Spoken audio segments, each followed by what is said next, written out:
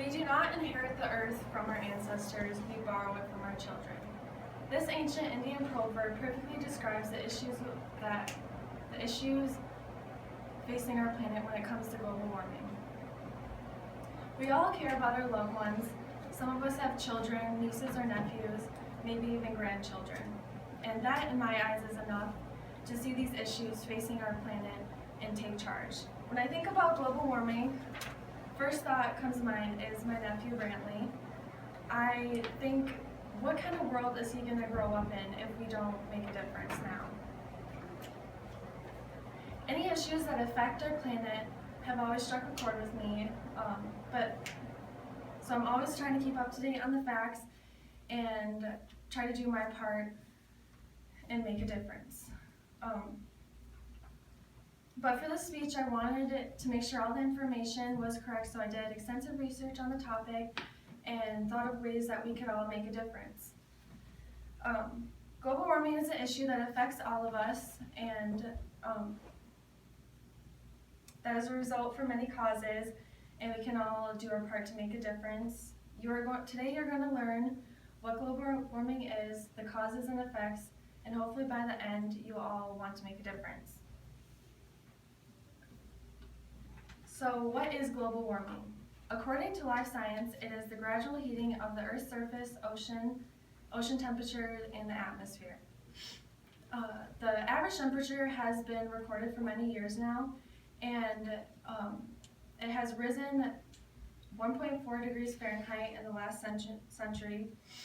The EPA has made projections for year 2100 saying that the average temperatures will rise 3 to 12 degrees Fahrenheit in the U.S. if we don't make a difference or take steps to help global warming or help reduce global warming. With temperatures rising, all these other factors come into play. Northern areas will become more wetter in the spring and winter times. The southern areas will become hotter and drier. There will be heavier precipitation in the northern areas, but it will be more rain than snow. Snowfall will actually drop 15% by year 2100. And with these rising temperatures, the ocean temperatures will rise as well, making more intense hurricanes with categories 4 to 5, and also with rising ocean temperatures, the ice caps will start to melt, which can have devastating effects on our planet. So now I kind of want to show you some before and after pictures to help you visualize the effects of global warming. This is the Arapahoe Glacier before and after. This is what it used to look like, and now you can see it's barely there. It's melting away. Here is Muir Glacier in Alaska, and it is non-existent now, which is very sad. Here is Lake Powell in the on the Arizona-Utah border. Like I said, the southern areas will become drier and hotter, so I can see this lake becoming non-existent as well in the future. Here is Mount Hood in Oregon. In 1985, you can see it was pretty much completely covered in snow. And I mean, it's probably not covered in snow at all now because this was taken in 2002.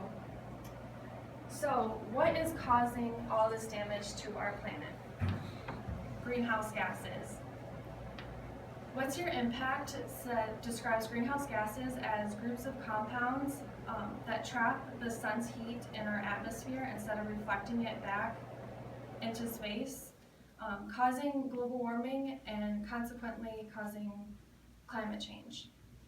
So what are the greenhouse gases? According to data collected in 2012 by the International Energy Agency, they are carbon dioxide, methane, nitrous oxide, and other fluorinated gases. Carbon dioxide was at 76%, methane at 16%, and nitrous oxide at 6%, and other fluorinated gases at 2%. There are several things that put these gases into our atmosphere, but I want to focus mainly on carbon dioxide and methane as they're most prevalent. So we know carbon dioxide is put into the atmosphere by all living things. So you can see why it's at 76%. But methane actually has a more devastating effect on our planet, according to the Environmental Defense Fund. Methane doesn't linger as long in our atmosphere as CO2, but in its first 10 years of its release, it's 84 times more potent than CO2, and it is far more effective at absorbing heat. Methane comes from both natural and man-made causes.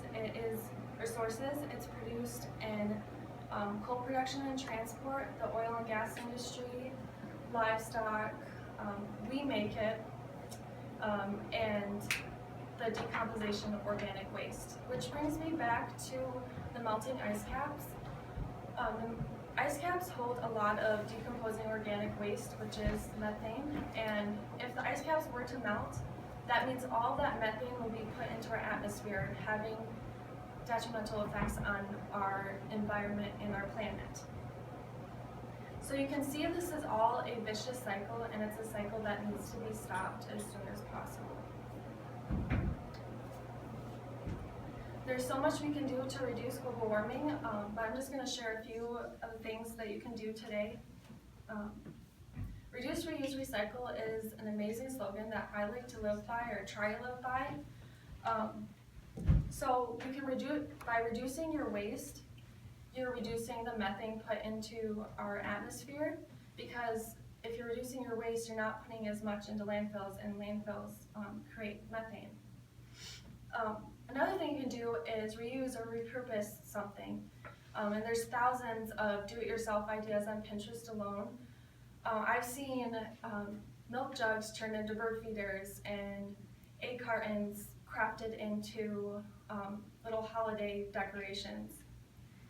So another thing you could do is plant a garden or plant anything. Plants do give off CO2, but they also recycle it during photosynthesis. So they're great for the environment. And if you have the same problem I do, I live in an apartment, I don't have land to garden, you can just pot your plants, and they have the same effect, and I think it's good decor for your home. I think it makes your house look more welcoming. So yeah, another step, and last step, that I feel many people should adopt is meatless Mondays, or just cutting meat out of your diet one day a week. The meat industry is the largest contributor to CO2 and methane. And if the U.S. was to cut out, or if everyone in the U.S. was to cut out meat and cheese one day a week, it'd be like taking 91 billion miles, or not driving 91 billion miles, or taking 7.6 million cars off the road, according to, sorry, my voice is giving out, the Environmental Working Group. So you can see there's many steps we can do to fight global warming, and if you want to see what kind of impact you're making on the planet, you can go to nature.org to calculate your carbon footprint. So now when people say one person can't make a difference, you can say that one person can do so much. And if everyone was to come together, the effect would be monumental. And now you can see what global warming is, and that's an issue that affects all of us, and we can all make little steps, or take little steps to help reduce the greenhouse gases. You know what global warming is, the causes and effects, so the question isn't how do I make a difference, it's